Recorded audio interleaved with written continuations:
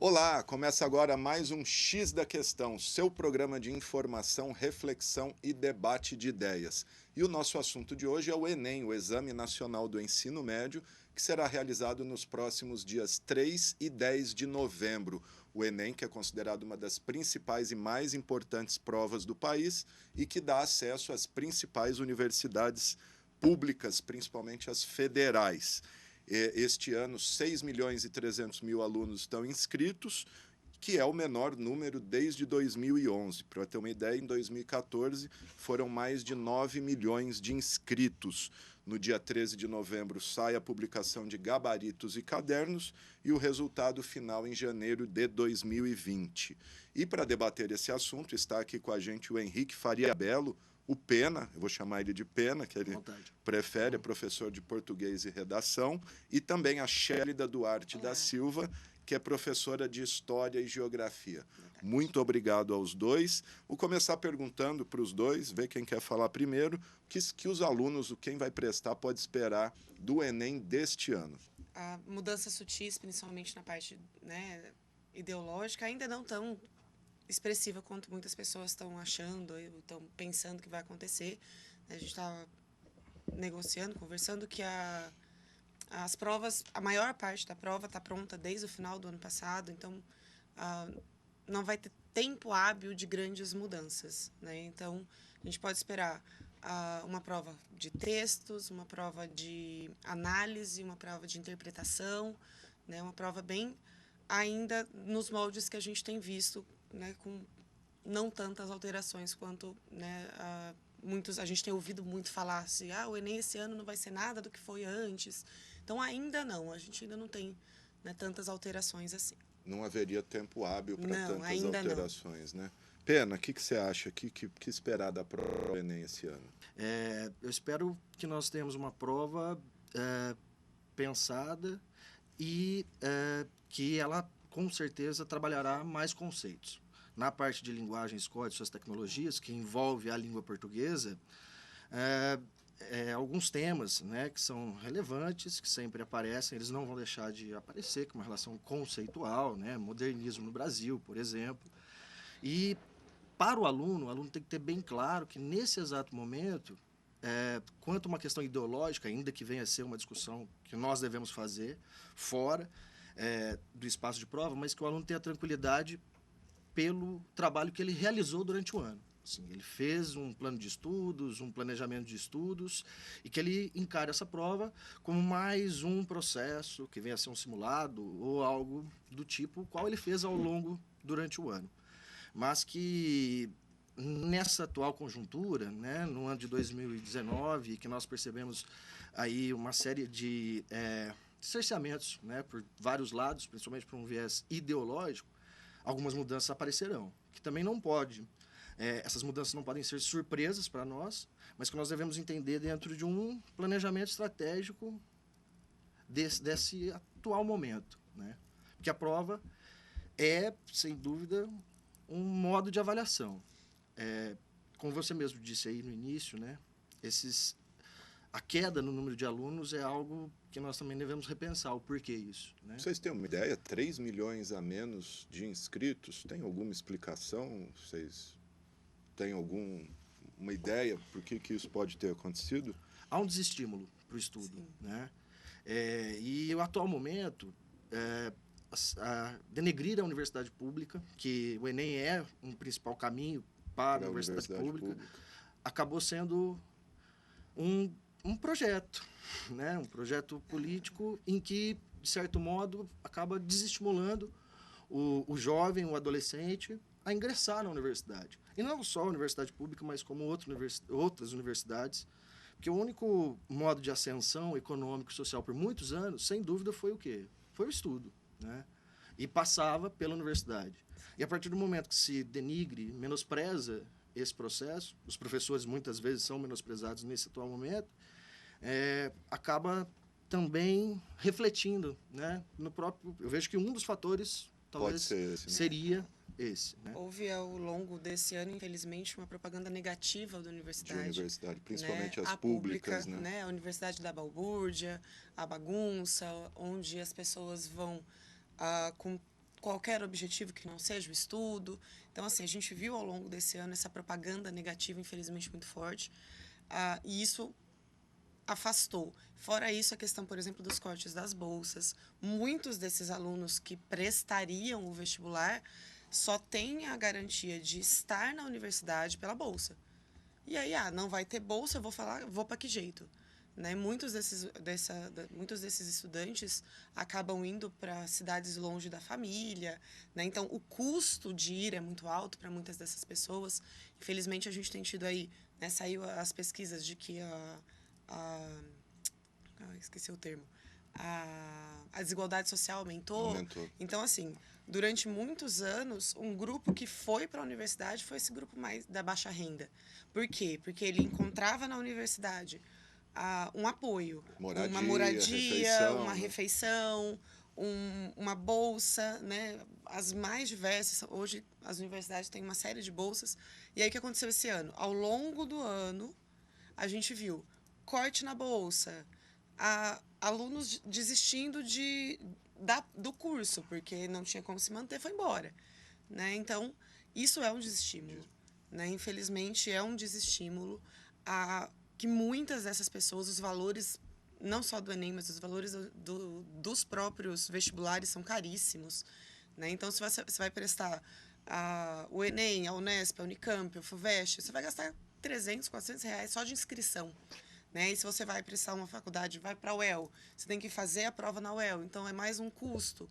E aí, todo esse desestímulo, esse fator pesou.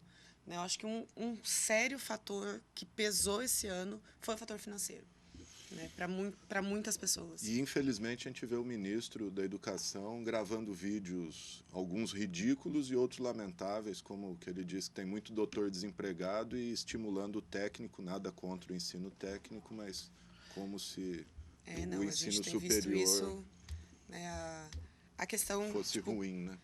A gente vai cortar um valor, e aí, ao mesmo tempo, você vê, a gente vai incentivar o ensino técnico, vamos aumentar o número de cursos técnicos, né? Vamos voltar, coisas que a gente já nem via mais há uns anos, o ensino técnico fundido ao médio, que isso caiu há anos atrás, agora a gente está voltando a ter isso, dessa necessidade, porque a universidade não está mais satisfazendo justamente por isso, porque ela é tão desvalorizada que as pessoas saem da universidade e elas realmente não encontram emprego.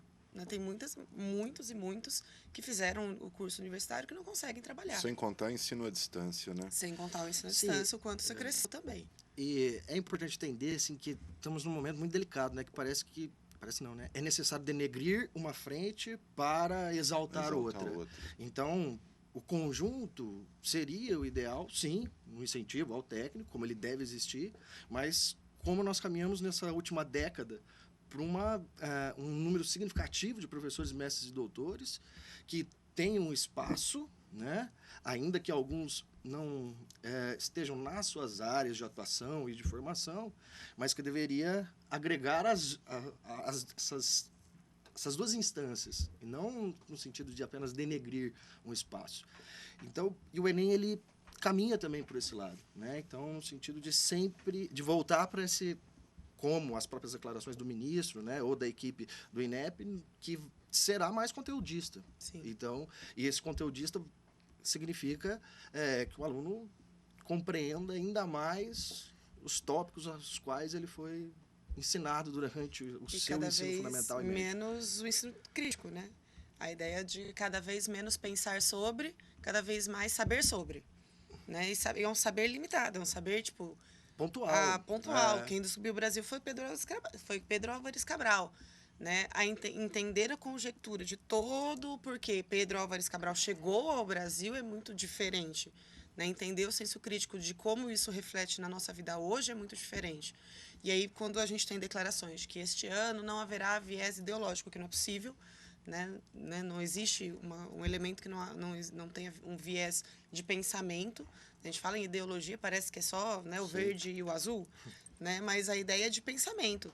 Há uma fonte, há uma corrente de pensamento. Tem um contexto tem que tem que ser explicado. Tem que ser explicado, explorado, né? Que o aluno tenha percepção, assim como todo e qualquer cidadão tem a percepção de entender o que está ao redor dele. O né? próprio viés conteudista é um viés ideológico, é um pensamento ideológico específico. Não, e nunca se viu um governo tão ideológico Sim. quanto esse. Né? Nesse exato Porque eles falam que Declarado, parece né? ideológico é só a esquerda, né? Não, gente, é uma declaração ideológica muito forte. Bom, muito vamos voltar ao intensa. Enem. Para quem está prestando a primeira vez o vestibular ou o Enem, professores, qual que é a diferença dos vestibulares tradicionais, Unicamp, FUVEST, enfim, esses vestibulares tradicionais para o Enem? Para quem não conhece, vai prestar pela primeira vez esse ano. O primeiro fator é o tempo. É um vestibular mais longo, né? É um vestibular mais... ele é mais longo em muitos sentidos. A prova tem 2 dias, né? Ela tem mais questões e ela é uma prova mais densa no sentido de são textos mais longos, né? Às vezes as alternativas são mais longas, os elementos demandam aparentemente mais tempo. A gente faz o cálculo que são 3 a 4 minutos por questão. Só que fazer 3 a 4 minutos por questão, pensando nas ciências humanas, na Unesp, por exemplo, que os textos são menores, as alternativas são mais pontuais, e fazer isso com o Enem dá muito mais trabalho.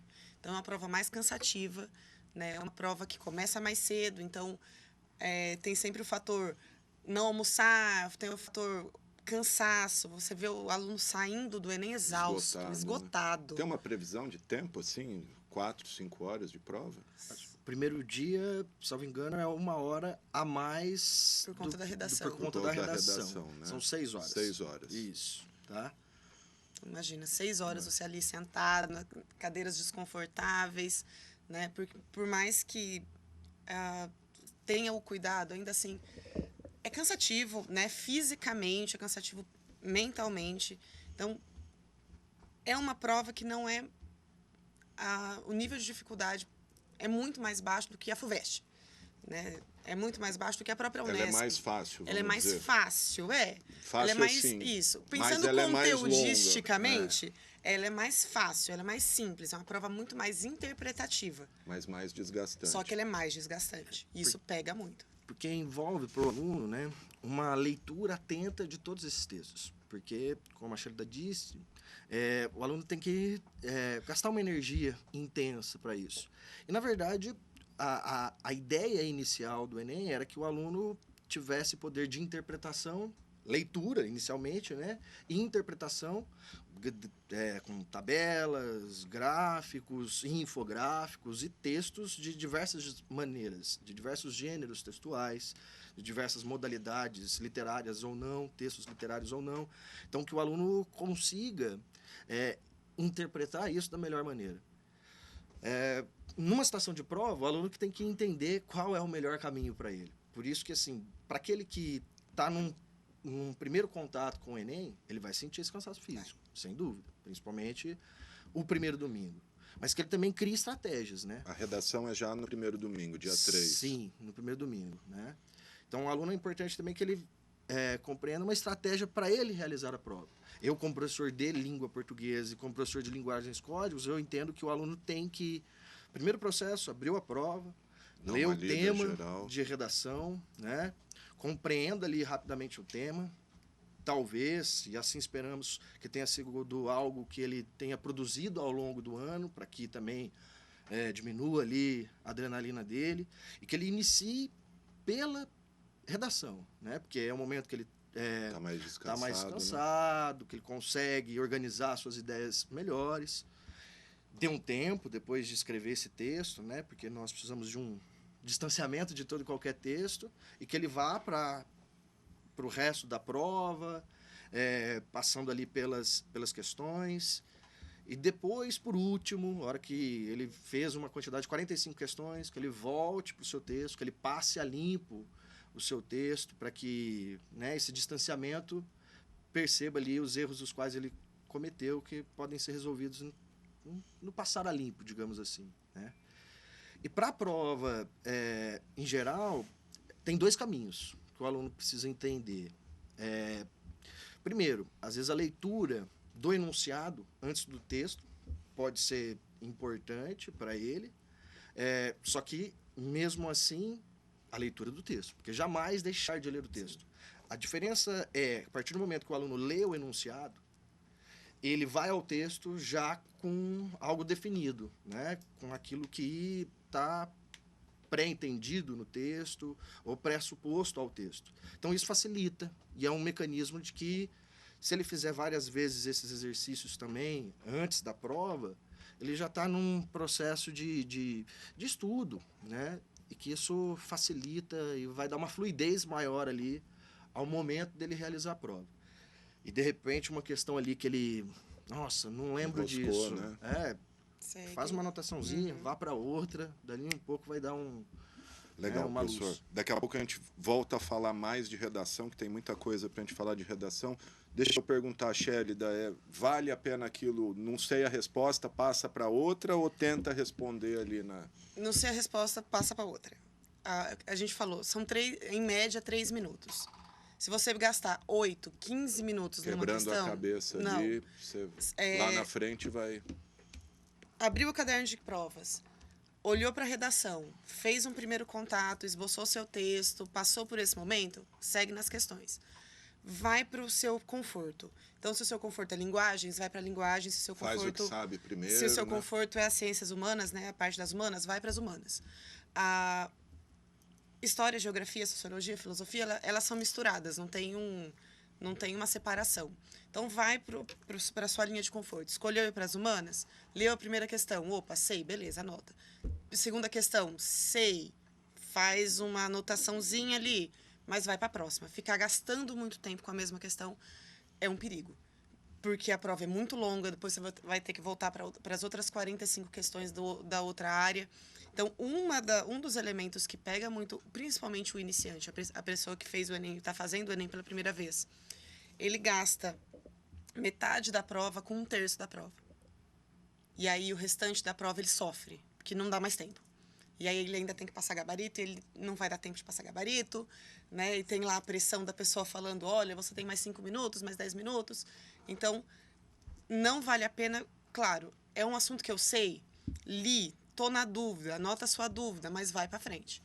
Né? Depois você volta. Garante as questões que você sabe, depois você volta para as questões que ficou na dúvida. Questão que eu não sei, segue Chuta. o baile. Segue Não o sabe, baile, chuta. não sei, vai embora. Né? Garante o que você sabe. Garante as matérias que você estudou mais, garante o conforto. Volta depois para aquelas da dúvida, as que não sabe, segue o baile. Legal. Ô Shélida, na tua área, história e geografia, eu quero saber especificamente, é uma decoreba ou é compreensão mesmo de mundo? Hoje, interpretação de texto. Especialmente o Enem. O Enem é uma prova de interpretação. Não cai assim, data, que ano aconteceu isso? Olha, não lembro de questões tão específicas. Cai, às vezes, uma coisa mais conteudista, não é que não caia, né? Antes desse novo viés que a gente está esperando, mas não é que não tem, mas geralmente a prova do Enem ela é interpretativa. Então, na área de humanas, você vai comparar, por exemplo, na história, vai comparar períodos, o que aconteceu na Grécia Antiga, o que acontece hoje, democracia, como era a liberdade de expressão na ditadura, como é hoje. Né? Então, a história tem muita comparação de períodos, muitos textos comparativos de períodos. A maior parte do Enem está na prova. Né? Claro que se você sabe a matéria previamente é muito mais fácil, mas a maior parte do Enem está na prova. Então, a resposta está ali. Só que a interpretação de texto é o que pega. Né? Se você não conseguir extrair do texto, você sabe o conteúdo, mas se você não conseguir extrair do texto, eles querem, né? Aí dá mais trabalho. Tanto que tem muito aluno que perde questão, porque fala, mas eu sei esse assunto, mas aí está escrito lá, de acordo com o texto, o que é isso, como isso funciona, qual é a característica. Então, o texto no Enem ele é muito importante. A ideia de não leia o texto nunca. Leia o texto, mesmo porque que tá você lá. acha Mesmo que que você saiba, ele perguntou no enunciado uma coisa, eu sei essa resposta, mas leia o texto, porque o Enem pede de acordo com o texto. E também ressaltar que assim, há um padrão de elaboração das questões, né? E as questões, quando elas são elaboradas, os enunciados sempre possuem comandos de questões. Então, que o aluno identifique aquilo que vem a ser mais significativo e sempre está condizente ao texto. Né? O que isso quer dizer, né, numa situação real de prova? O aluno está lá, um exemplo, um texto sobre o barroco, né? Gregório de Matos, poeta barroco, e o enunciado diz, né, são características do barroco presentes no texto. Como característica do barroco, você pode ter figuras de linguagem como antíteses e paradoxos, e hipérboles. Naquele texto, você só encontra antítese e paradoxo, ainda que você não tenha a hipérbole, né, que é a figura do exagero. Então, o aluno fica muitas vezes em duas questões. E é comum isso acontecer. Só que, ao ele voltar ao comando, ele tem que entender naquele texto. Sim. Se naquele texto eu só tenho as antíteses e os paradoxos, logo, portanto, ainda que a hipérbole venha a ser uma característica do barroco, ali tá... naquele não. texto não. Sim. E assim, isso é o comando da questão. Então, eu digo para os alunos, né, cara, faça uma bolota no comando da questão, aquilo que é importante. E na dúvida, veja o comando da questão e o texto. Porque muitas vezes é um conceito condizente ao conteúdo, mas não ao texto apresentado. Sim. De novo, por quê? Porque envolve o exercício de leitura e interpretação. Ainda que o aluno tenha compreensão da hipérbole como um exemplo de figura de linguagem do barroco, mas naquele caso, mas ela naquele não tá caso presente, ele não né? cumpriu a leitura. Legal. Né? Deixa eu perguntar para a Shelly, daqui a pouquinho ela vai deixar a gente para dar lugar ao Bernardo Montemor, que é professor de Sociologia e Filosofia, vai falar um pouquinho dessa área aqui para a gente. Shelly, na História e Geografia, quero saber se tem uma bibliografia que dá para a pessoa, para o aluno estudar, que é certeza que vai cair, ou tudo é uma surpresa no Enem? Olha... E se você acredita que nessas duas áreas, por conta dessa mudança de governo, há mudanças em conteúdo? Em história, falar que você vai ler daqui até dia 3 de dezembro, não vai. Tinha que estar né? se preparando, você tem que fazer isso previamente. O que dá para fazer? Hoje em dia, a internet está aí para ajudar. Tem um monte de videoaula, um monte de elemento que você pode ir atrás. Né? Você digita lá, videoaulas de história. Inclusive, aqui para na TV Enem. Câmara, a gente exibe a hora do Enem Então, por favor, da TV, né? TV Escola, né? Ah, legal. Oh, que legal. Nossa, muito legal. E aí tem um monte de videoaulas, um monte de coisas. Tem elementos que caem mais. Né? Então, a gente analisa estatisticamente coisas que caem com mais frequência. Então, por exemplo, cai no Enem em História, ou caiu no Enem em História do Brasil nos últimos anos, Segundo Reinado. Então, caiu comparativos do Segundo Reinado com outros períodos, caiu o Segundo Reinado em relação os conflitos, né? Aí caiu a parte após os governos pós-ditadura militar. Então, caiu a redemocratização, caiu a mudança, a transição dos governos, né, as diretas já, a Era Vargas, que todo ano, né, tem caído com muita frequência, tanto Era Vargas no período, né, ditadura, quanto a Era Vargas no período já da democracia, né, década de 50. Esse ano, o que a gente pode esperar? Alguma coisa ligada aos elementos técnicos, dados, por exemplo, de criação da Petrobras, criação de empresas, as estatais, a ligação em relação às empresas que permeiam aí economicamente. A gente tem uma ideia de que o Enem esse ano vai ser muito econômico. Né? Se ele foi muito humano nos últimos anos, a gente vai ter uma tendência econômica. Né? E isso na geografia também. Na geografia, a gente tem a questão que foi muito pedido a relação ser humano com o meio. Então, pedia clima? Tá, pedia como é a relação do ser humano com o clima. Para esse ano, elementos mais técnicos. Vai perguntar clima. Né? Vai perguntar menos problemas ambientais, mais fatores morfológicos. Né? Então, acho que a grande mudança esse ano é essa parte um pouco mais técnica. Vai sair um pouco da geografia humana, e a gente vai ter um elemento aí de geografia mais física. Né? É a proposta que a gente pensa mais condizente com o que está acontecendo. Né, com o que a gente tem visto das declarações, com o que a gente tem visto da forma com que os elementos estão sendo programados. Né?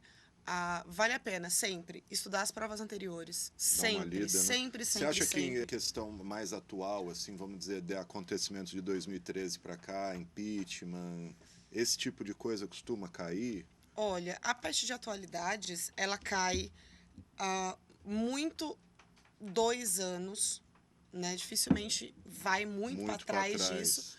Se for para trás, vai acontecer em questões, por exemplo, de sociologia, vai cair mais ligado à cultura, mais ligado a fatores dentro dos fatores mais para a sociologia. Dentro da história, dentro da geografia, 2 anos no máximo. Né? Para trás disso, mais difícil. Não, né?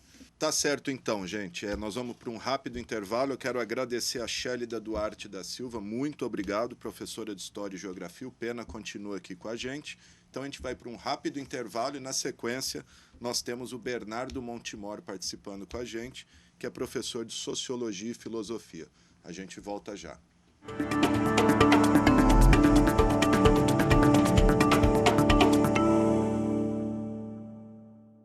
Circulam por aí muitas mentiras sobre a vacinação. Cuidado! Com as vacinas, nós já conseguimos acabar com várias doenças no Brasil e no mundo. Elas controlam surtos, elas nos protegem. Mentira 1. Vacinas causam autismo. É mentira! Um médico levantou essa hipótese em 1998, com um estudo falho. Esse médico foi desmentido e perdeu o direito de exercer a medicina. Não há qualquer ligação científica entre o autismo e a vacina. Chega de mentiras. Não deixe de se vacinar. Vacina Brasil! Saiba mais em saude.gov.br/vacina Brasil.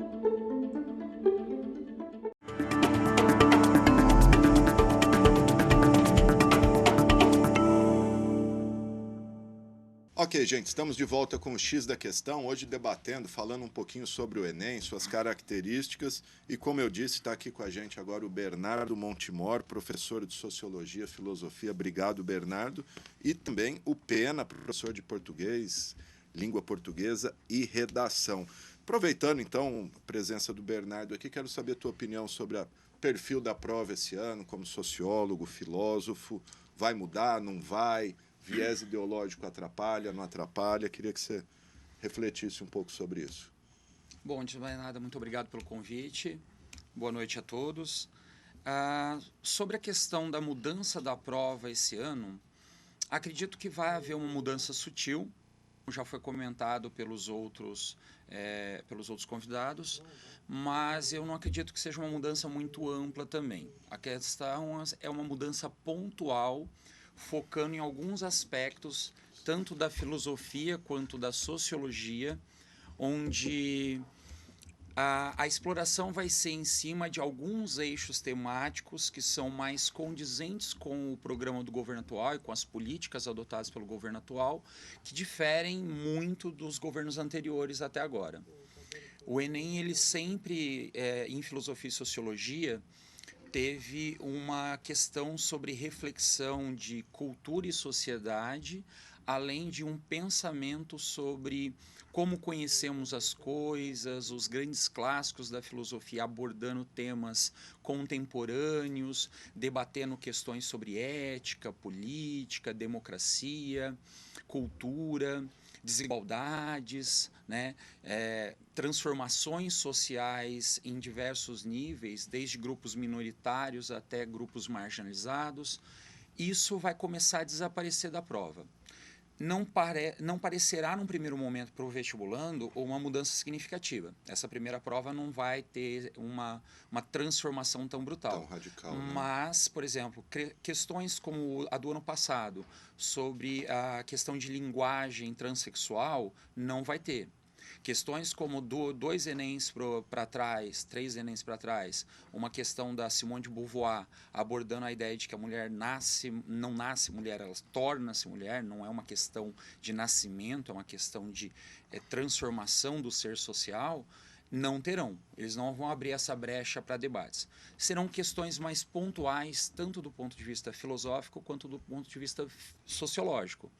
Por exemplo, em filosofia, tem caído frequentemente nos últimos 4, 5 Enems questões pontuais sobre ética e sobre política. O governo não precisa mudar as questões de ética e política. O que vai acontecer é uma seleção dos textos que serão utilizados para fazer essas questões. Ao invés de abordarem uma questão ética do ponto de vista contemporâneo e a validade de um discurso ou outro, gerando uma crítica a um tipo de comportamento, eles vão pegar um texto de um filósofo estabelecido, por exemplo, Immanuel Kant, e vão determinar o que é ética para Immanuel Kant de um ponto de vista bem pragmático. É a ética do dever, é uma ética estoica, uma ética daquilo que se deve fazer corretamente, é uma ética alicerciada na ideia de que seu comportamento social deve ser parâmetro para universal, para toda a sociedade. Então, eles vão tentar homogeneizar o discurso. É pontual, é bem sutil, mas vai ser uma sinalização de como virá a ser os próximos Enems. O candidato que está prestando pela primeira vez não vai ter nenhuma dificuldade. Né? O candidato que já está há 2, 3 Enems talvez sinta um pouco de estranhamento com a prova.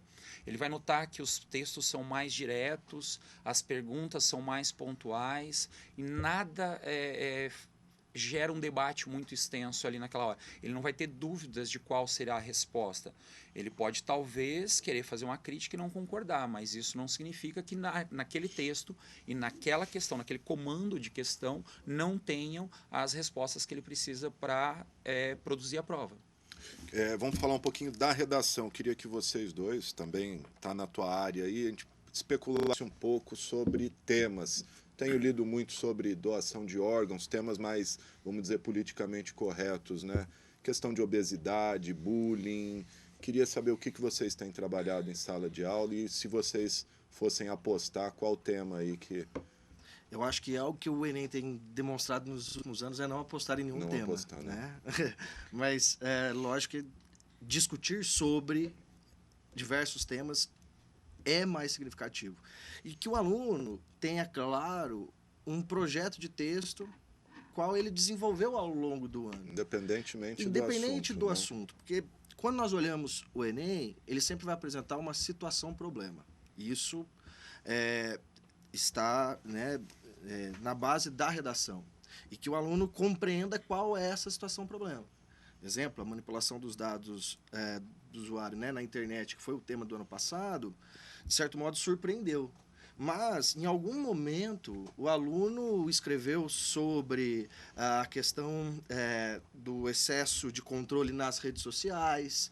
Então, quando ele fez isso no ano de 2018, ao final no dia da prova, quando ele encontrou aquele tema, que ele compreenda o exercício de leitura e interpretação de texto para fazer um recorte adequado dentro daquele tema.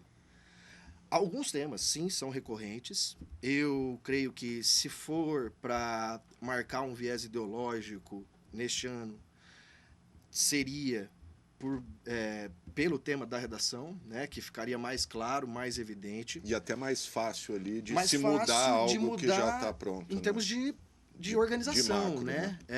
E então, assim, alguns temas são recorrentes. Eu acho que nós provamos aí um nacionalismo, um ufanismo nesses últimos tempos, né?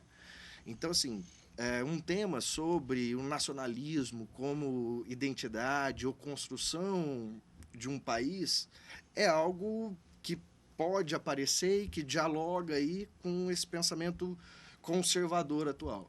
Só que, ao mesmo tempo, né, nós temos a questão da doação de órgãos, como você disse, mobilidade urbana, que são temas em que alguns alunos, ou grande parte dos alunos, eu ouvi também questão de vacina, questão de vacina e volta de doenças. Né? Porque essas doenças que foram, né, que voltaram agora, envolve todo um contexto de negação, né, de um caráter anticientífico, negação da ciência. E foi um retrocesso, porque agora nós estamos num momento que você tem um surto de sarampo no estado de São Paulo, gravíssimo, né, gravíssimo, e que é um tema condizente ao aluno. E que o aluno tenha claro também o exercício de criar propostas de intervenção para uma situação-problema, qual vai apresentar para ele. A violência nas escolas, né, que Outro pode tema, né? relacionar-se até o bullying, porque essa violência pode Sim. ser não só física, mas também socioemocional, que ele compreenda um agente para essa proposta de intervenção, que ele possa fazer, né, esse agente, o próprio aluno, a escola, são responsáveis por intervir nessa situação problema. A questão da própria doação de órgãos, como você marcou, né, o índice de doenças mentais que são crescentes também na sociedade brasileira e contemporânea, e entender todo esse contexto de produção. Deixa eu ouvir o Bernardo. Você, Bernardo, como sociólogo, filósofo, o que você imagina de tema de redação? Trabalha isso nas tuas disciplinas, com seus alunos? Então. Até uma forma de exercitar aí a reflexão, né, o pensamento. Então, sim. O que acontece? Uma coisa que normalmente as pessoas às vezes têm uma dúvida é o que é a prova do Enem no âmbito das ciências humanas. E a grande sacada é você entender que dentro das ciências humanas a prova é uma prova abrangente e interconectada. A sociologia, a filosofia, ela dialoga a todo momento com geografia e história e com os eixos temáticos propostos na redação e na prova de linguagens também. Ela é uma prova que ela é completa, ela interage muito bem. A grande sacada é que durante todos os últimos anos, todos os temas de redação foram temas sociológicos. Foram temas pontuais, abordando problemáticas da nossa sociedade contemporânea, às vezes com mais intensidade, às vezes com menos intensidade, mas todos eles problematizando problemas sociais, que é campo sociológico. Situação humana, Exatamente. E aí você tem, desde a ideia sobre a questão da internet, até a questão de vacina, de médica, né, que são questões bioéticas, por exemplo, dentro do campo filosófico. Eu não acredito que talvez caia alguma coisa relacionada à ideia de vacinas ou à questão do avanço das doenças ligadas, porque é um eixo temático que, curiosamente, foi apresentado em grandes vestibulares o ano passado, já em algumas redações. A citar o nosso caso aqui regional, que é a FAMERP, que abordou a temática dessa forma. Porém, uma questão que você pode abordar dentro de uma temática é realmente aquilo que o professor Pena citou, que é a questão do nacionalismo. Eles podem abordar, talvez do ponto de vista sociológico, a questão do positivismo, o papel dos militares encampando a República, ou mais tarde apoiando o movimento de Vargas, derrubando as oligarquias, mostrando um papel revolucionário do exército enquanto condutor de uma nação, salvadores de um país que estava à beira do caos, construtores da infraestrutura, arregimentadores da ordem, da lei, do progresso. Então essa é uma temática que pode ser explorada daquele ponto de vista ufanista já previamente abordado, porque há literatura, há teóricos que embasam esse tipo de visão também. Então o que vai acontecer? É só uma mudança de ótica ideológica, você sai de um viés crítico a esse movimento e aborda uma questão mais aceitando isso como algo benéfico, apontando isso como algo necessário àquele momento. Acredito que não será um tema tão agressivo assim numa primeira prova. Isso pode vir a acontecer no ano que vem ou no outro. Nesse ano ainda será um tema mais suave, mais sutil. Talvez dialogando com questões mais filosóficas e, portanto, de vista mais teóricas, menos humanísticas, menos pontuais. Talvez a questão do que é certo e errado na questão da ética, da postura da mentira, abordando talvez um tema superficial sobre se é certo matar ou não, o Estado tem o direito de matar ou não, pena de morte, talvez. Um tema mais filosófico, não tão contundente na sociedade agora, não diretamente relacionado a um projeto de governo.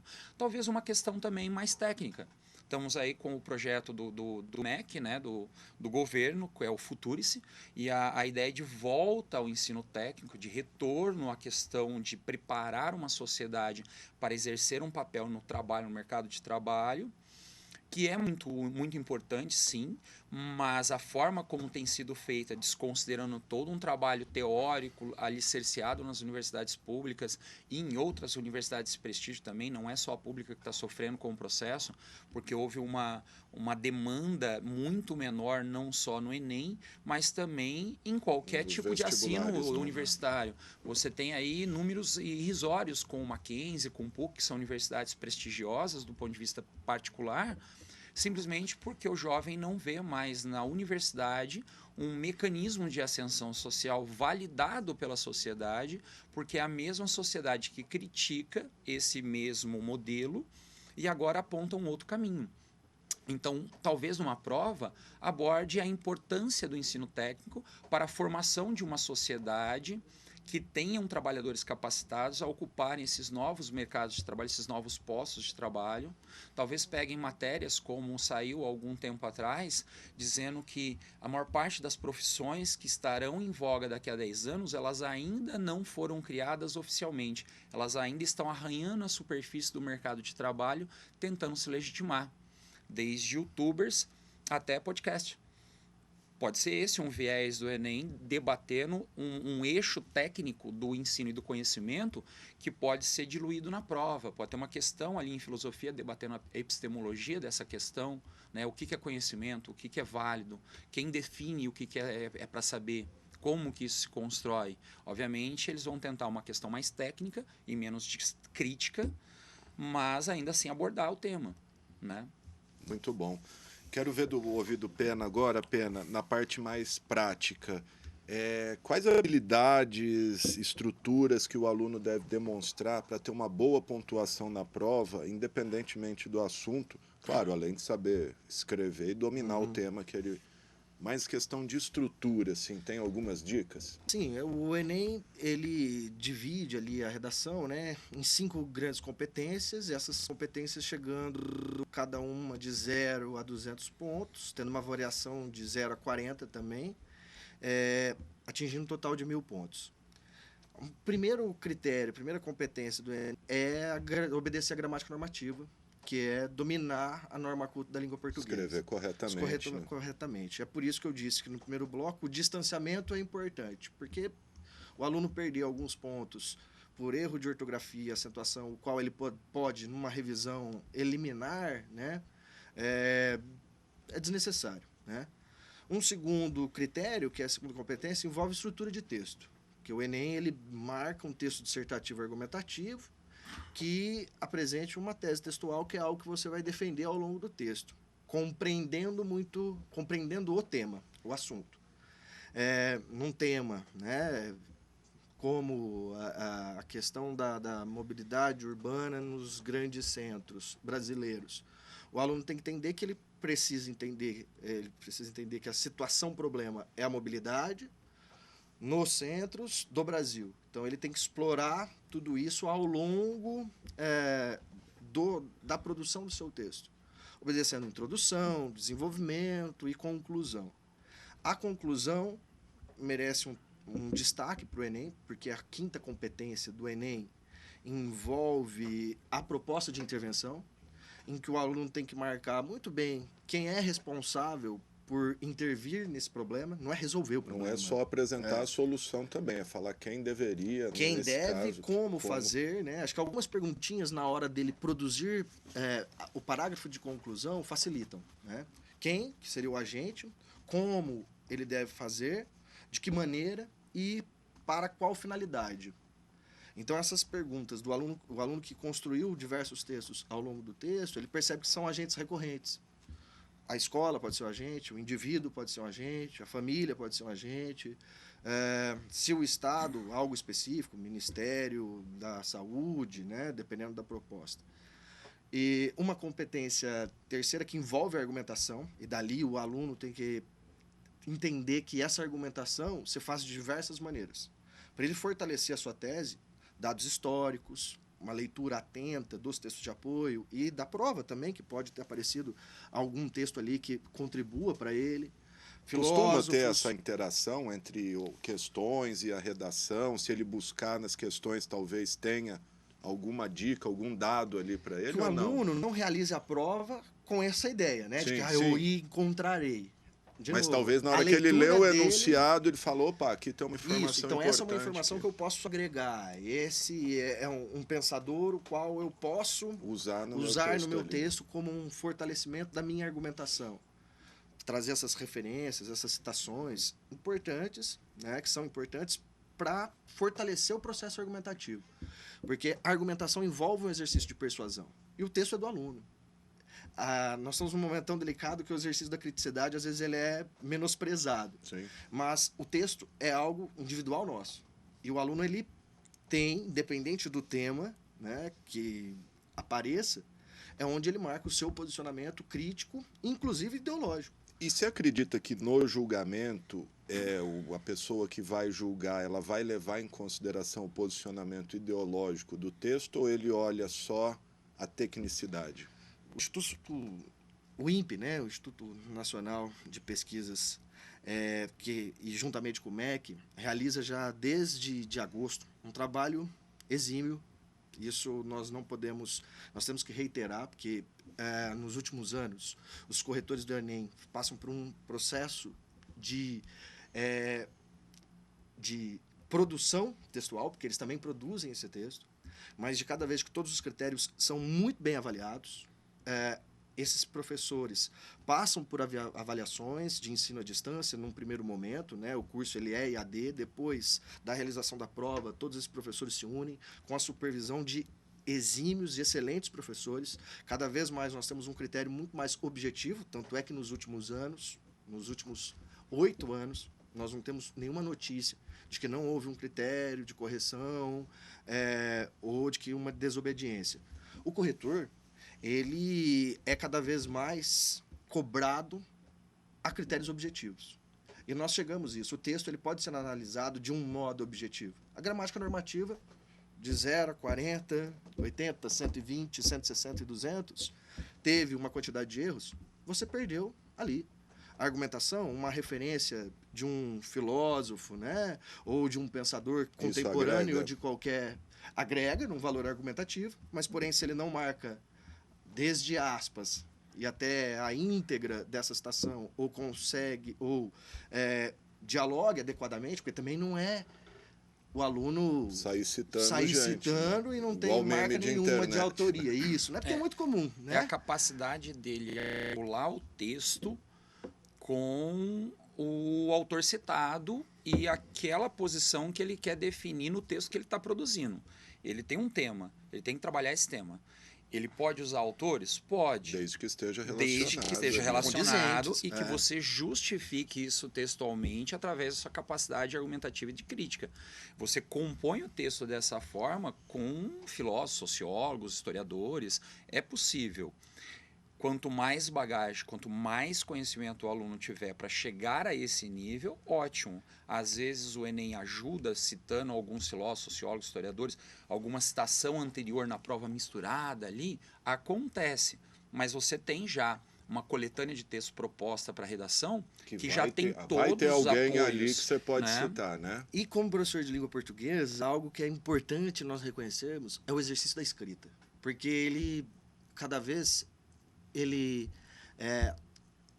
é colocado a ser o mais rápido, nos 40 caracteres ou nos 120.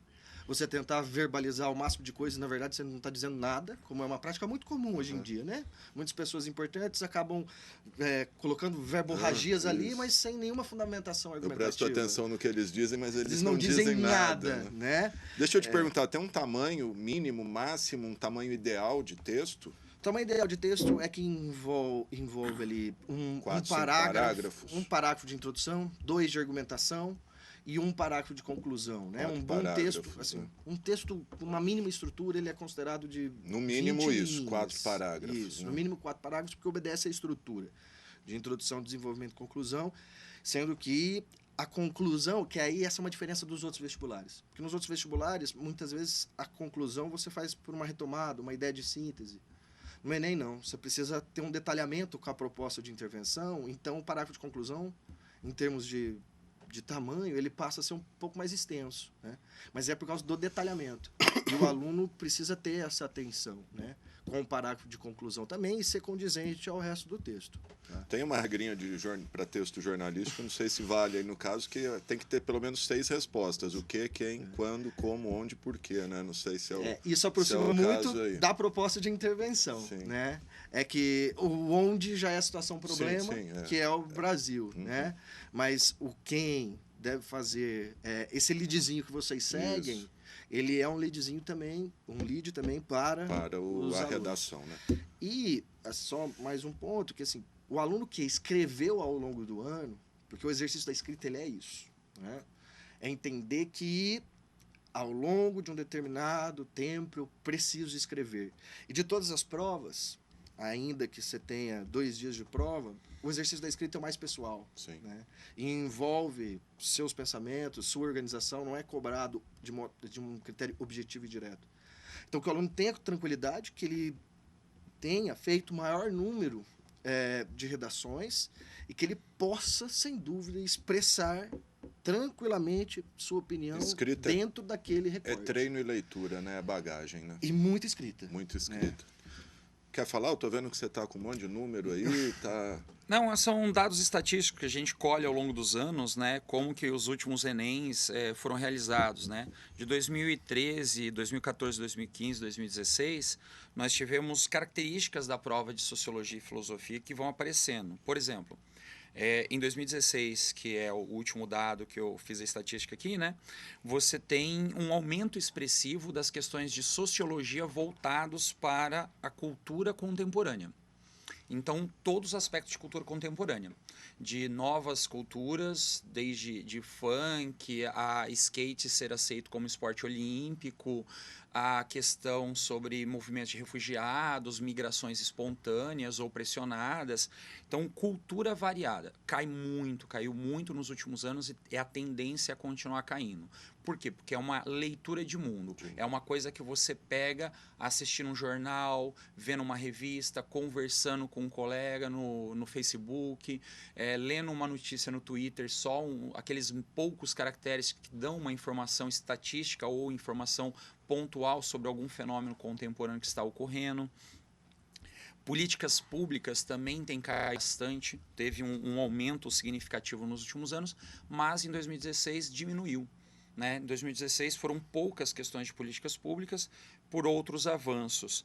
Sociedade e globalização tem sido muito questionado, em especial por conta da saída da Inglaterra da relação com a União Europeia, né? Que inclusive essa semana já parece estar caminhando para um final de fato. A novela do Brexit.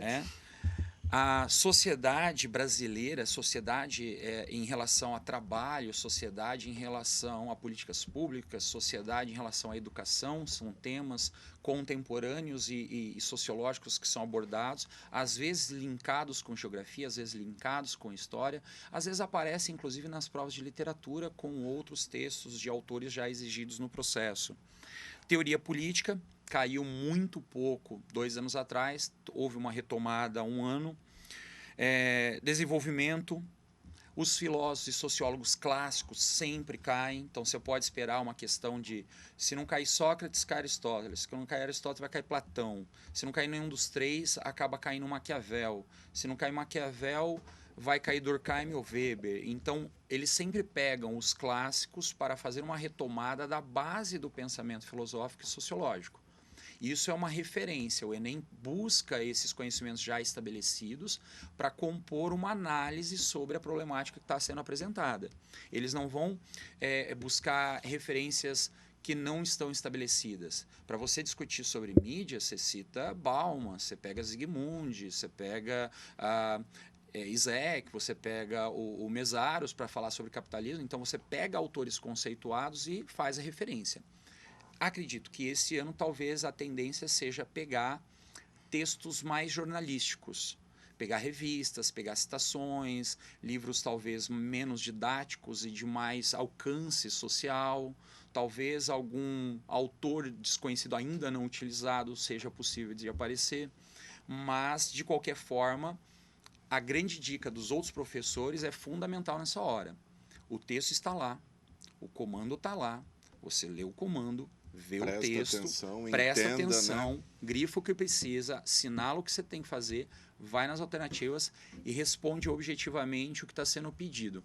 Não interessa se você concorda com o texto ou se você concorda com a pergunta. A pergunta não é essa. A pergunta não é sobre você, não é sobre o que você pensa. A pergunta é sobre o que está ali. Que tá ali. É isso que é importante. Maravilha, gente. Estamos caminhando para o final aqui, já estouramos o tempo aí, mas não tem importância. O assunto é muito importante, acho que mostrou aqui uma característica, tentou dar um perfil para o Enem. Queria que vocês dessem uma dica para os alunos, como se preparar na véspera da prova, se é melhor estudar até a última hora ou no sábado dar uma descansada. Enfim, quero que vocês falem um pouquinho sobre isso. Nessas semanas que antecedem o Enem, aí, alguns, na parte de linguagens, códigos e suas tecnologias, alguns pontos são importantes de revisão, né, para a língua portuguesa. Primeiro é variação linguística, que aparece, que é algo que às vezes o aluno viu no começo do ano e que no conteúdo Foi se perdendo. Né? foi se perdendo. Então, variação linguística é um ponto, um conteúdo importante. Vanguardas europeias, porque o Enem trabalha com linguagens, então essa relação do campo das artes e as vanguardas europeias, que começam ali no início, né, do século XX, teve essa amplitude de linguagens. Do mesmo modo que o modernismo brasileiro, porque a parte do Enem de linguagens, códigos e suas tecnologias tem um eixo temático, que envolve a questão da identidade nacional. Então, as questões, de certo modo, elas dialogam sempre voltadas para essa identidade nacional e manifestações artísticas e culturais, como uma construção da identidade nacional. E o movimento modernista ali em 1922 foi significativo na construção dessa identidade nacional. Tanto é que a maioria dos textos, né, quando voltados para a área da literatura, são de autores do modernismo. E que o aluno compreenda também esses diversos gêneros de escrita para a prova, né? Que ele compreenda que um post,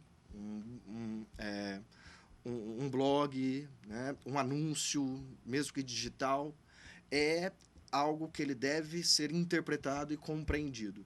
E é uma linguagem do cotidiano, que ele compreenda que, ainda que num suporte virtual, que ele possa fazer essa leitura e interpretação desses textos. Pode concluir, pensei que tinha concluído. Não. E que na véspera ele não faça nada. Nada. No sábado, dá uma descansada. Na véspera ele se volte, né? Dorme, come. Durma, aproveite, descanse e escute uma boa música que agrega. Sem dúvida. Pra Tá todos. certo, Pena. Obrigado. Bernardo, pra gente terminar, suas dicas aí. Tá. Primeira dica pontual. Descansa, não tenta, na véspera não tenta Não adianta, fazer nada, né? não Se não adianta, aprendeu... você já estudou tudo que podia estudar ao longo do ano. Quem está indo para o Enem, preparado para o Enem, já fez tudo que podia fazer ao longo do ano. Isso já se acumulou enquanto conhecimento, enquanto saber. Na véspera, você tem que descansar, é uma prova cansativa, ela vai te desgastar com a grande leitura, a grande quantidade de horas sentado, operacionando aquela prova, lendo aqueles textos, interpretando várias questões. Aquilo vai ser uma estafa mental para qualquer aluno. Então, a grande sacada é ele descansar na noite anterior, se alimentar bem, alimentar leve, lembrar de levar alguma coisa para ele comer. Pode levar comida? Pode, né? pode levar. Você pode levar um lanche, leva um lanche natural, embalado, né, corretamente, leva uma maçã, uma barrinha de cereais, né, uma água, leva muita água. Você pode sair da prova para pegar água nos bebedouros que tem no local, vai ao banheiro.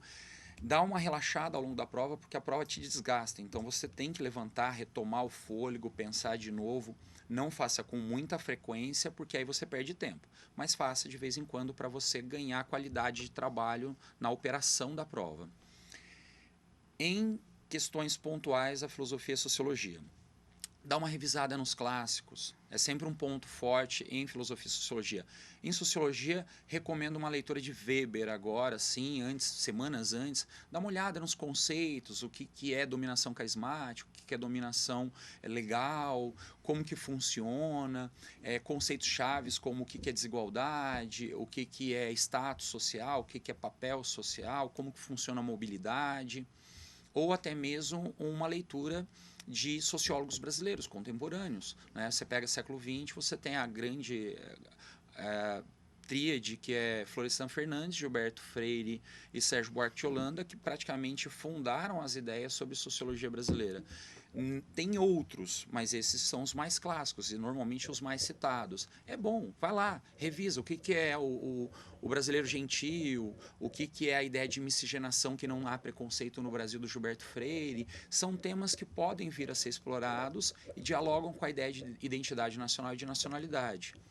Em filosofia, a mesma coisa. Não se preocupem em descobrir toda a filosofia. É muito tempo de filosofia para você falar de novo. Mas pega os clássicos. Provavelmente não vão cair muitos contemporâneos, mas é possível que caia um Immanuel Kant, um Isaac Newton, sobre algumas questões epistemológicas, que ele era muito atuante nessa questão, ou pegue ali Platão, Sócrates, Aristóteles, a ideia de que só sei que nada sei, ou a questão política, ética Nicômaco. São temas clássicos e que são sempre referência, eles São sempre recorrentes, aparecem. né? Tá certo, Bernardo Monte... Ah, e lembrando, celular nem pensar, né? Porque apitou, tá desclassificado, né? Mesmo que esteja longe. Esse ano isso é muito importante. É a novidade desse ano para o Enem. Durante muito tempo foi tolerado o uso de celular porque era um mecanismo que estava inserido na nossa sociedade. Esse ano o Enem resolveu inovar. Ele não quer nem o celular presente.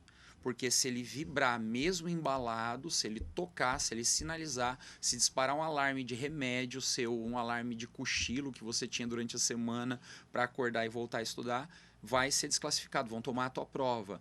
E pelo que esse governo tem sinalizado, isso vai ser cobrado rigorosamente.